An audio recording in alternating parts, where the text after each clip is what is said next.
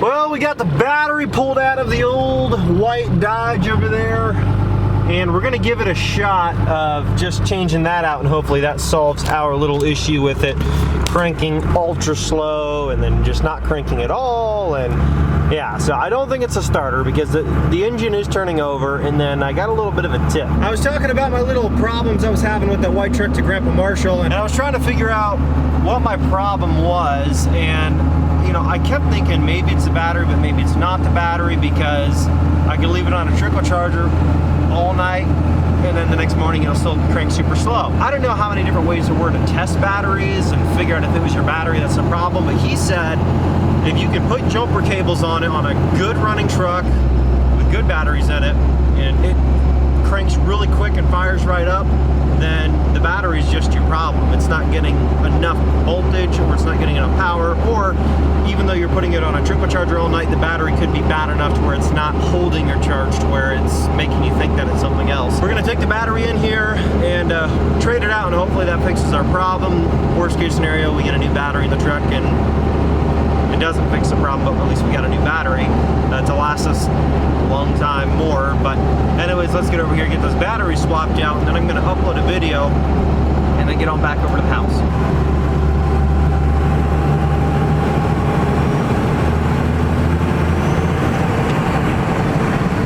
Okay fam, so we've got some stuff to talk about today. First thing is, we did figure out the problem with the white Dodge 1500. I'll get into that a little bit later, but that issue is resolved and it ended up being something pretty simple. And then we've also got something we're gonna do with the Flat and Nasty this morning, which, by the way, you guys only have, I think, 3 days left to enter to win this truck, maybe 4.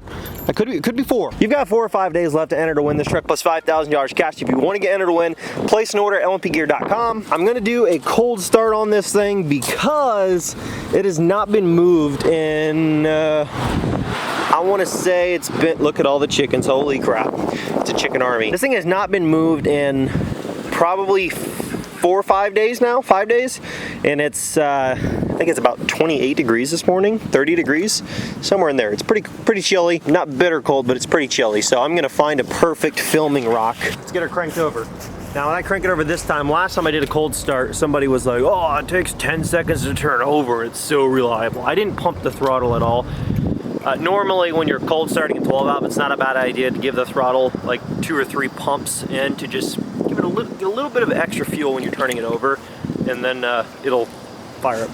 Usually instantly, even when it's cold, if you cycle the grid heater.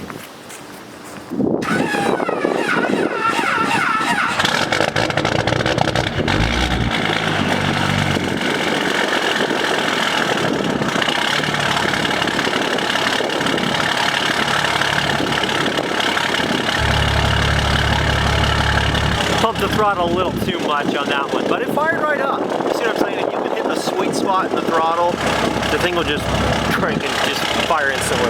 And that is one of the many reasons I love the freaking 12 valve Cummins. Let's get in the truck here though, because we've got something we're gonna work on today regarding the rear suspension, and I'm gonna try to explain that here very simply. So, when I got this truck, the front end was dropped 4 inches essentially. The 5-inch factory rear block was pulled out and dropped down, and only had a 1-inch block on the rear axle separating the leaf packs from the axle. So it was squatted, and what he actually did was he got shorter shocks for the rear end. He actually got the truck reverse, more than reverse leveled. It was squatted, and he got a shorter set of shocks for the rear end so that it fit the ride height that it had at the time. Now it's got airbags, the factory blocks are put back in, and the shocks are still the short ones, so the rear end's a little bouncy.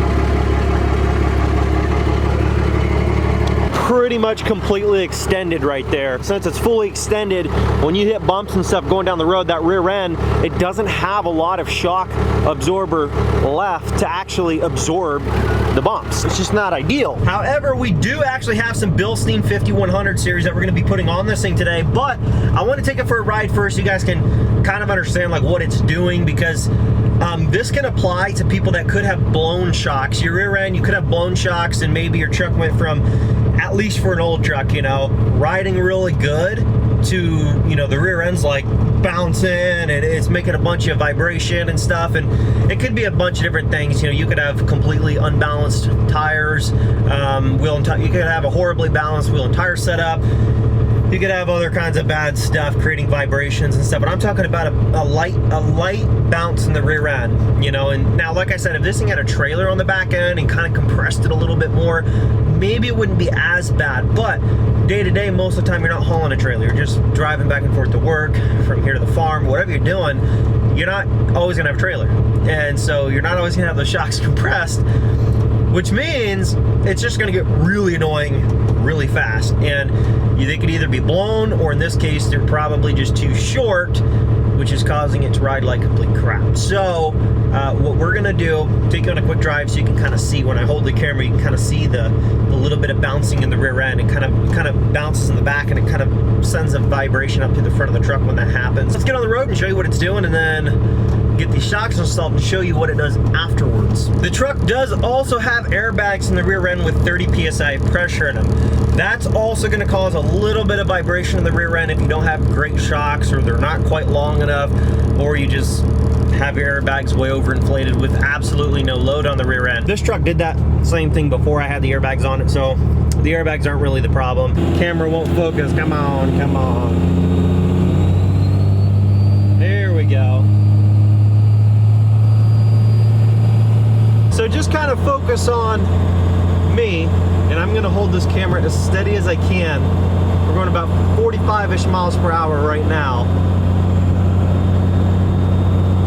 Now keep in mind it's a second gen, but if you've driven in a second gen, you know they're not quite this bouncy. That's the rear end. I feel it like in the back of my seat.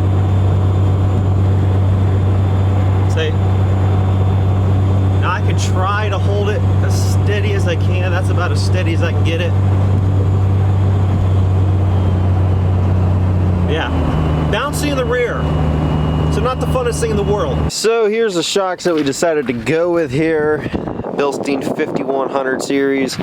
Hopefully they are the correct fitment for this truck. I read a bunch of reviews and it says that these are the right fitment. I've ordered them before, but you never know. So we're gonna get to popping off these old ones here. It's pretty simple. One bolt and nut on the bottom on each side, and one bolt and nut on the top. So we're gonna grab the impact, rip these things off real quick, compare them up to the new ones, get them installed.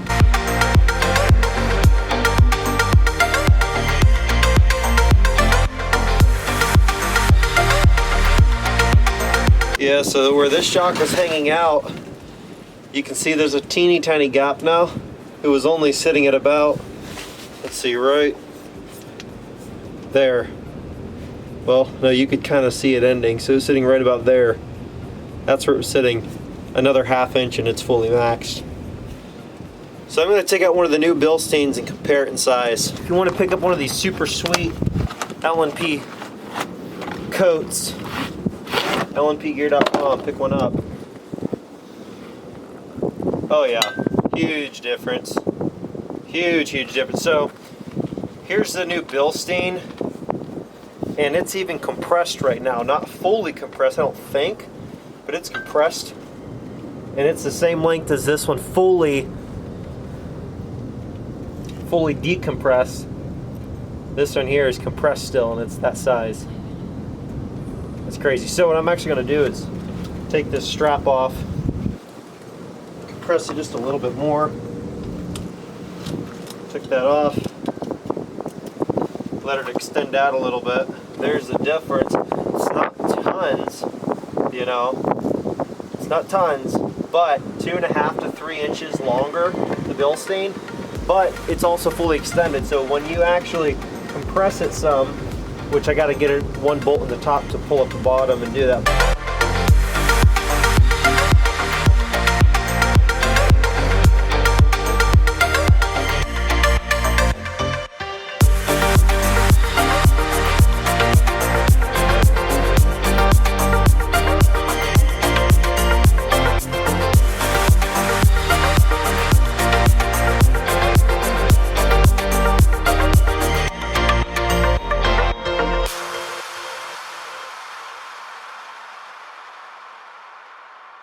And we are done. New Bilsteins have been put in under the truck. One of the shocks kind of still worked, and then this one I compressed it, and it just stayed compressed. It had a lot of fluid coming out the bottom of it.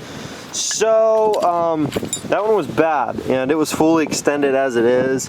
You know, under the truck, you could literally see this little tiny gap, and this one's fully extended. You could see that gap on that passenger side one. It was fully extended, and it is, of course, now toast. I mean, look how short that shock is, though, compressed.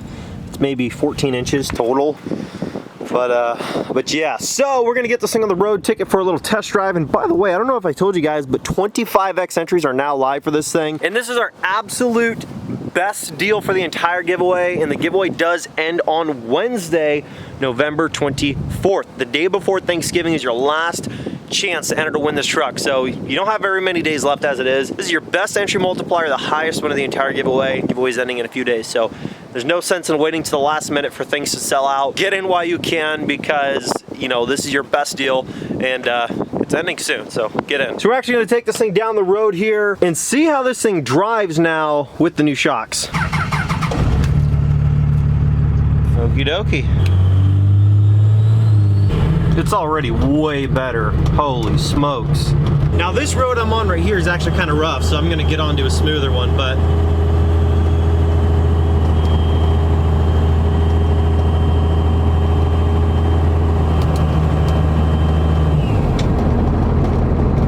it's smoother on this rough road than it was on that smooth road back there. Okay, so here's the smooth road. This thing rides so freaking nice now. I'm going about 50, and this thing literally rides so much better.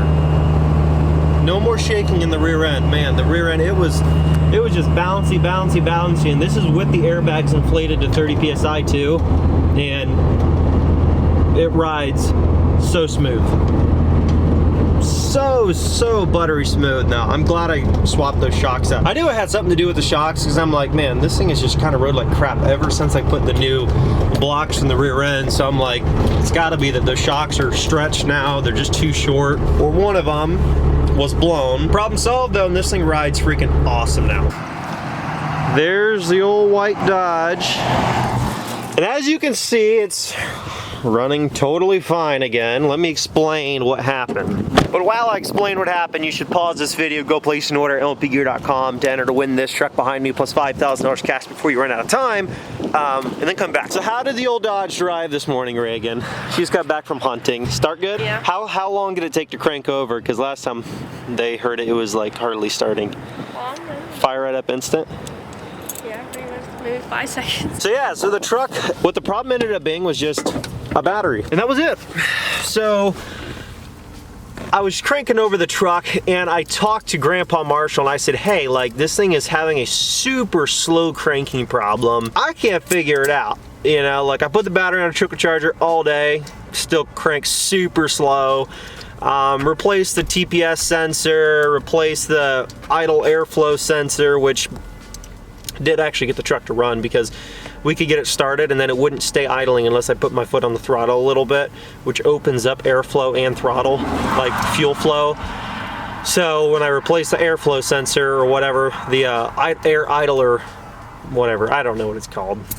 I replaced it though, and then you could just turn the key and it would start up and just idle totally fine. So I was like, oh cool. Well, what also could have had a problem was the battery voltage could have been so low that the sensor might not have been working properly, which could have been part of the issue, but I don't know about that. All I know is he said if you can hook jumper cables up to it, to a good set of batteries or to a truck that's running, you know, that if it fires up just like it used to, it's just a weak battery that's not holding a charge. Therefore, even if you charge it all night, it's not gonna hold any charge. So I tried it. I hooked it up to Nasty Red, touched the key, just boom, fired up. I was like, that was awesome. So took the battery in, and they were like, yeah, this battery is 9 years old.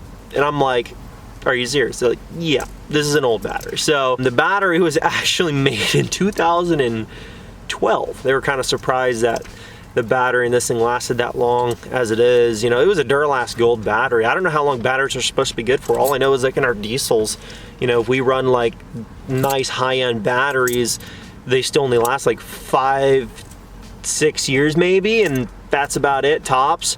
And I don't know if it's because we have these such brutally cold winters that when you're doing all the super hard cold starts and stuff, maybe it just wears them out, you know, faster. I don't know. I don't know anything about batteries really, other than the fact that they're freaking expensive right now, which they always kind of have been anyway. But it was $200 for one battery for this truck, and all I did was got the same one that was in it, which was a Duralast Gold. And I was like, well, if that battery lasted 9 years, I'll buy another one. Hey, hopefully you enjoyed that video. Don't forget to enter to win that truck plus $5 grand. 25X is live, and this is the best deal of the entire giveaway, and the giveaway's ending the day before Thanksgiving on November 24th. So get in while you can, and I'll catch you guys in the next video. Peace.